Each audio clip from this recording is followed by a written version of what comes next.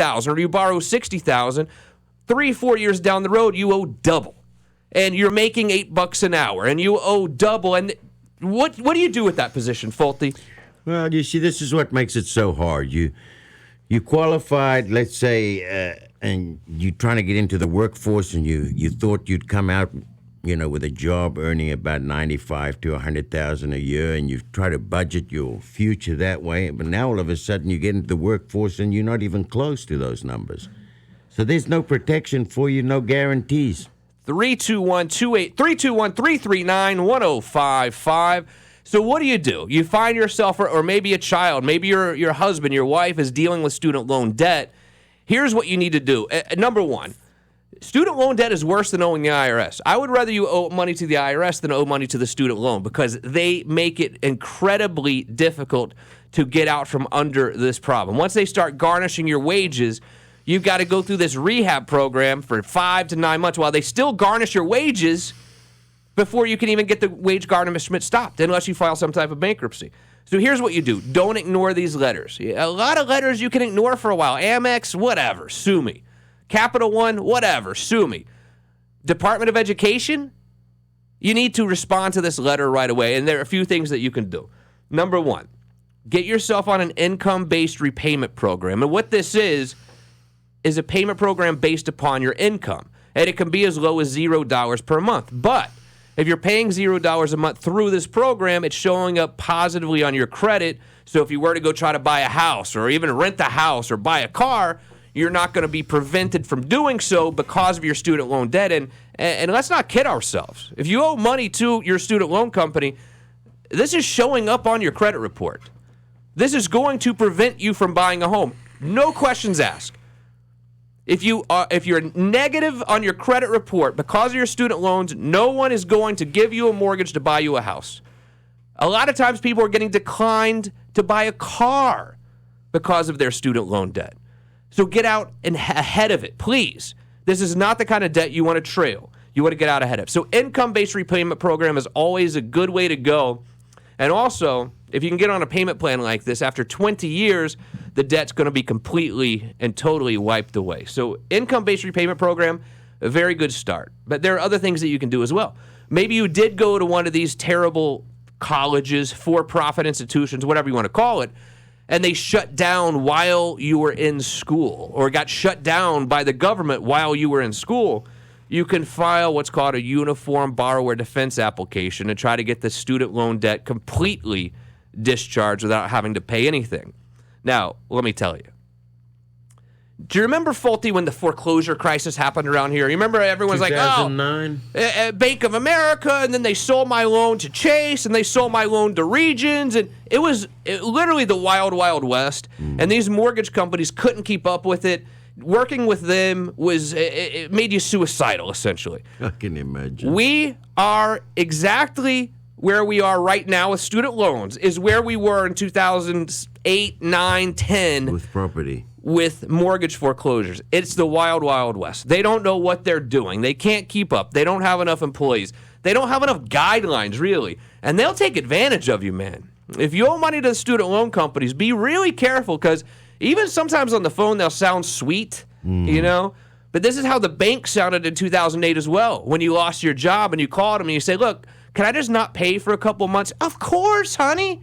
Just don't pay us for a couple. Next thing you know, you're in foreclosure, about to lose your house. That is exactly what these student loan companies are trying to do to people right now. And it's hard, Fulte, because I see it down here in the trenches. I mean, I'm the one dealing with these families all the time, who aren't making enough money hardly per month to pay their bills anyway, and now their wages are getting garnished 25%. We can't pay our bills as it is. Yeah. So what do? Well, you call the student loan company and say, you don't understand. I can't provide food for my family. The student loan company says, sorry, the only way to stop this garnishment is for you to continue getting garnished for the next 5 months and pay us more money. It doesn't make sense. So a lot of times people are forced into filing bankruptcy just to stop this garnishment, even if there's not a lot of other debt. But now when you do file bankruptcy, does that wipe it out, or is it sort of like you just go into, depending what type of bankruptcy you file? Yeah, so bankruptcy almost every time will not wipe away student loan debt, which is another problem that I have with this whole deal. Bankruptcy even wipes away IRS debt. Yes. People don't know this. Any IRS debt that's more than 3 years old, bankruptcy wipes it out completely and totally. But student loan debt? No, it doesn't. Now, bankruptcy will automatically stop the garnishment, but then we've got to go back in there and figure out, okay, are we going to try to discharge this debt? Are we going to try to get on an income-based repayment program? Or what are we going to try to do? And that's the big problem here, is there's just no sort of relief for the human being, for the family of 5, the father who's out there busting his ass every day, who went to some terrible school because he was on Monster.com looking for a job. We have no relief for them whatsoever. None. And I think it's an absolutely terrible thing, and the government's really can't figure out how it wants to deal with it. This is the problem. The government really can't figure out how it wants to deal with this student loan debt. And when you're talking about $1.5 trillion, we're talking about a significant amount of money. Now, they did roll out one program recently called the Public Wait till you hear these stats, by the way. If you have student loans questions, please, 321-339-1055. Public student loan forgiveness statistics. Now, this is great. Number of applications approved. This is nationwide. 423. This is to forgive student loans. Number of applications approved, 423. Number of applications denied, 32,409. Oh, my gosh. They've approved 400 people for forgiveness. They've denied 32,000 people.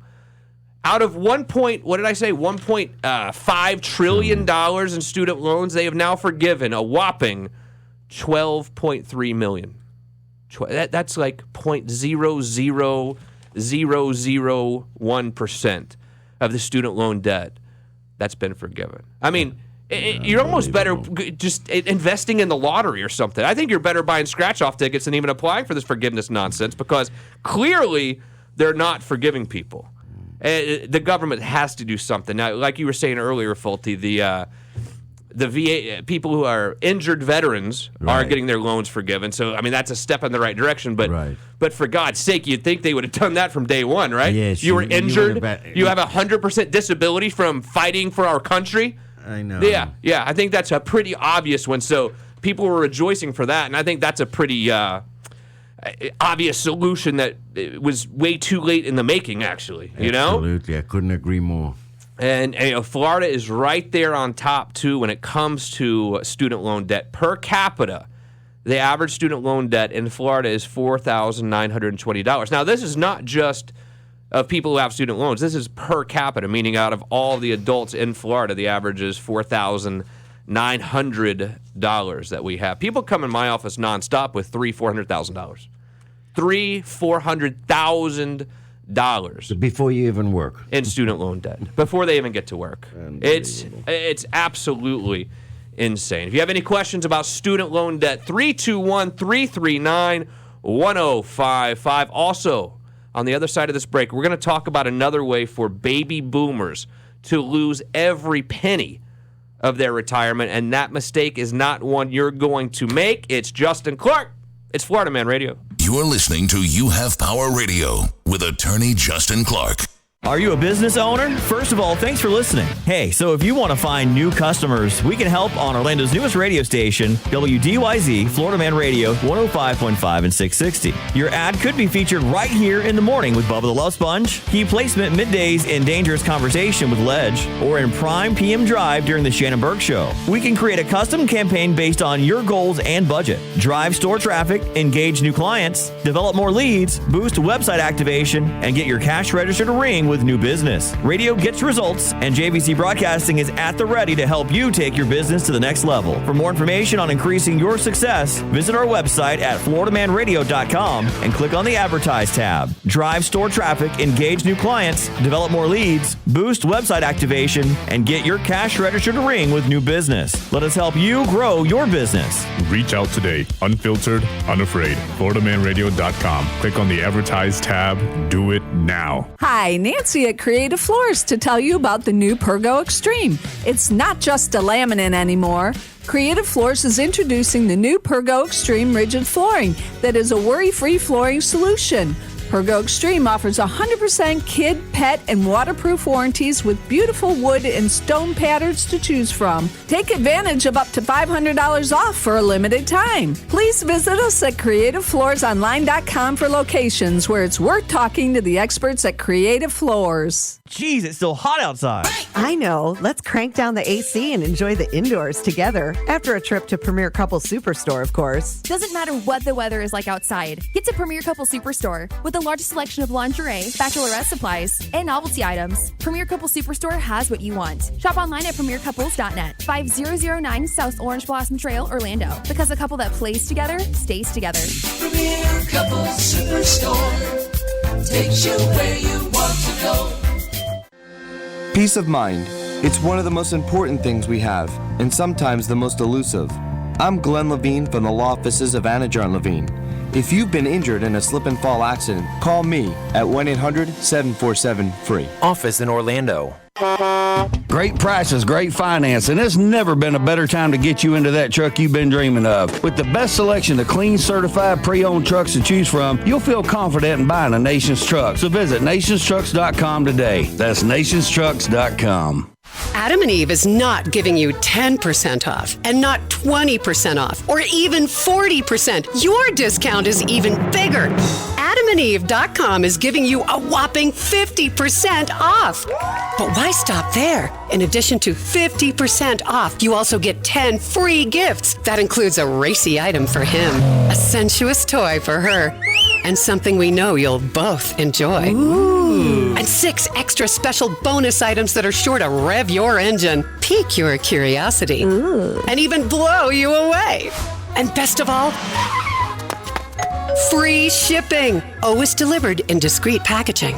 So rethink your bedroom routine. Go to adamandeve.com and enter the station's exclusive code at checkout, FLMAN, and get, you know the discount, 50% off almost any item and 10 tantalizing free gifts. That's FLMAN, FLMAN.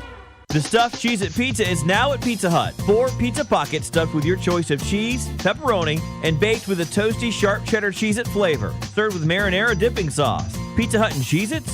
Yes, please. For a limited time, only at Pizza Hut. I'm John Morgan of Morgan & Morgan. One of the first things clients ask me is, what is my case worth? It depends on the injury, liability, and damages. And in most cases, it depends on the lawyer you hire. All lawyers are not the same. I would like to invite you to visit forthepeople.com to see what your case might be worth. You will see injuries like yours, offers made by the insurance company, and verdicts made by juries. You will have an idea what your case may be worth in our hands. We try more cases than any firm in America every year, and that's important. Insurance companies know which law firms try cases and which firms settle cheap. Your case value is different in the hands of different lawyers. I've been around now a long time, fought countless battles. We are fighters who take on giants. In some cases, you hired your lawyer without doing your research, and you can just as quickly fire them if you now think you made a mistake. You only get one swing of the plate. Morgan & Morgan, forthepeople.com. Offices, Orlando. Damn, it's hot in here. What's the deal with your AC? I've had 2 AC companies out, and they can't get it fixed. You gotta get Four Seasons AC out here now. Call them 407-295-9231. 407-295-9231. Four Seasons is the AC company you wish you called first. CSC 056308. This is Sergeant Slayer. Attend. Today's orders are to go to WeKillFloridaBugs.com. Say it again. WeKillFloridaBugs.com. WeKillFloridaBugs.com is home of Mighty Tech Pest Management. Get in touch with Mighty Tech today for residential and commercial pest control, termites, wildlife exclusion, and removal. And if mosquitoes are a problem, ask Mighty Tech about them as well. Call for a free evaluation today. 1-888-750-7378. Say it again. WeKillFloridaBugs.com. Dismissed. Tom has been a teacher for over 40 years. One day, I think one of the students had asked the question and he didn't remember the answer. And I also noticed that he was letting his class out earlier than they were supposed to let out. I was really starting to worry. Levi and I talked about how it would change our lives, but he was there beside me. When something feels different, it could be Alzheimer's. Now is the time to talk. Visit alz.org/ourstories to learn more. A message from the Alzheimer's Association and the Ad Council.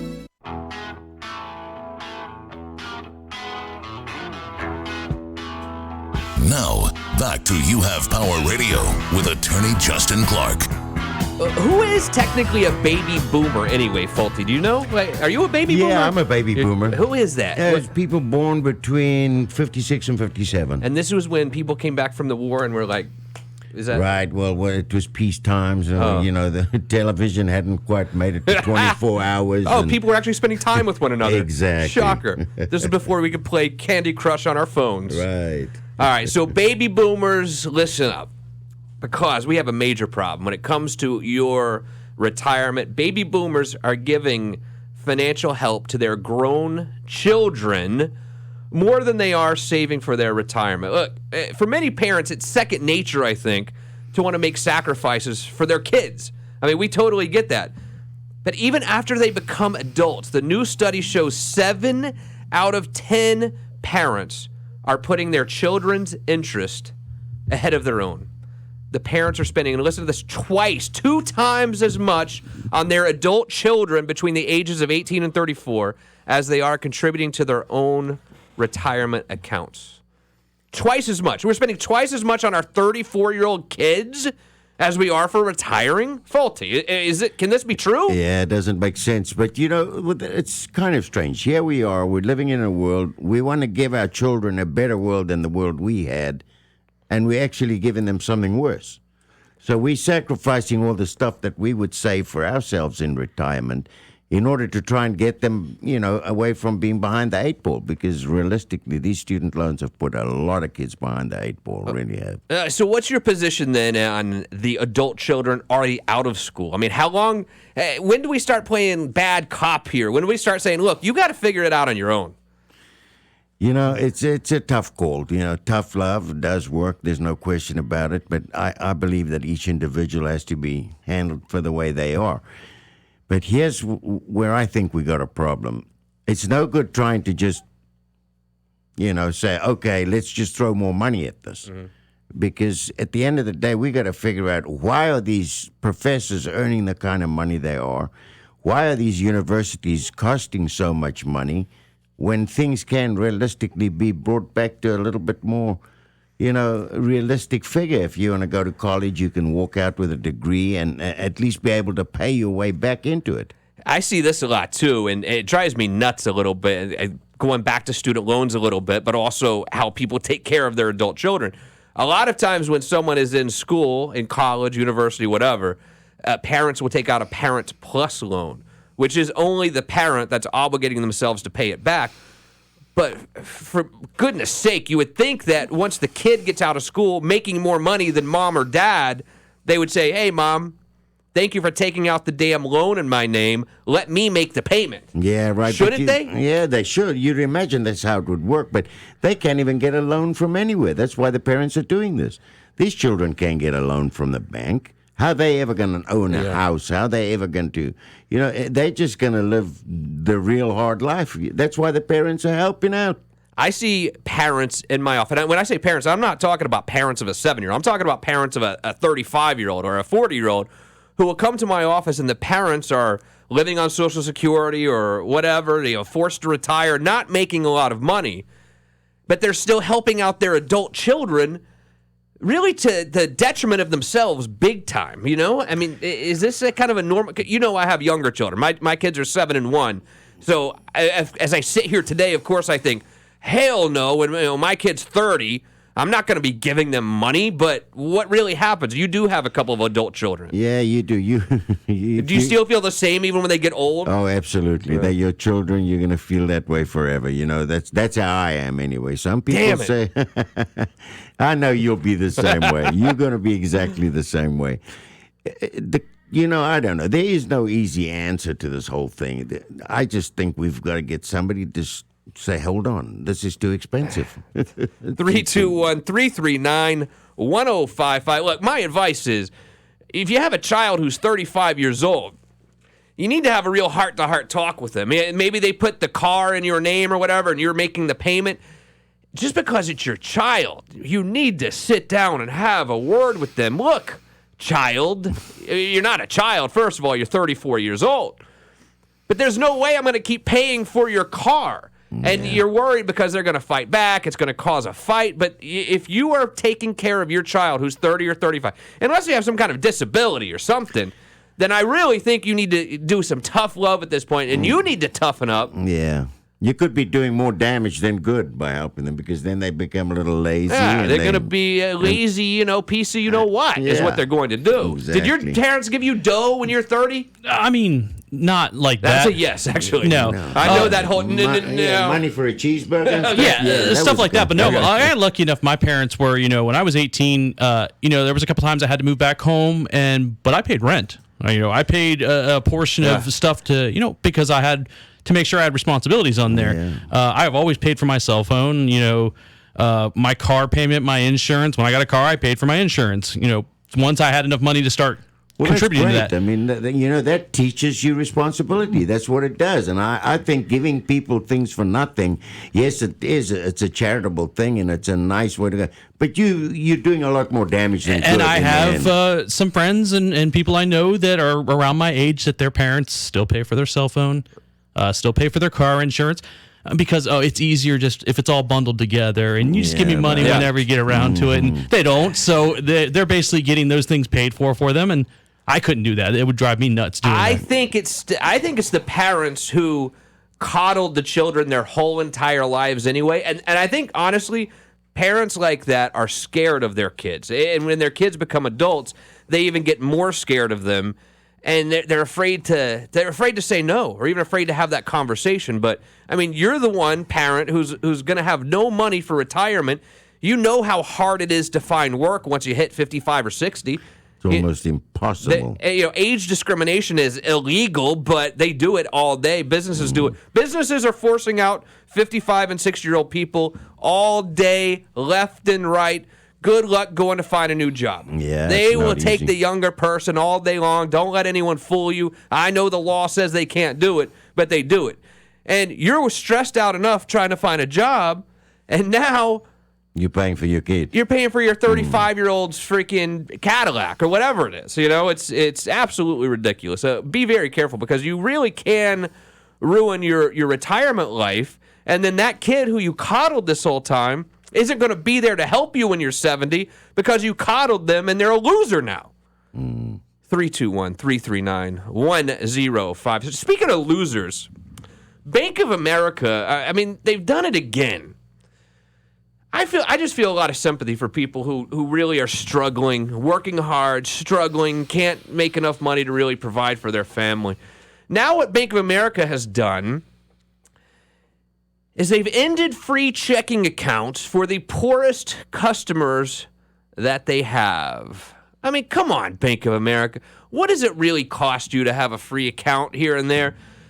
They used to do an account called e-banking. It was free for anyone who would not require paper statements. Now they have phased out e-banking, and they've moved them all to core checking accounts that require everyone to contribute at least $250 a month or keep a minimum balance of at least $1,500 per month to avoid the now $12 monthly fee. Now, look, guys, I know $12 doesn't seem like a lot to us, right? It's only $12. But when you're talking about someone who's making $20,000 a year or $25,000 a year and trying to keep a roof over their head, this $12 is important. And really, more than anything, it's the principle. I mean, why in the world does Bank of America want to make sure they get this $12? What kind of checking account do you use? It's like a regular old checking account? What do you use? And do they charge you a fee? I think I have to use my debit card a couple times a month.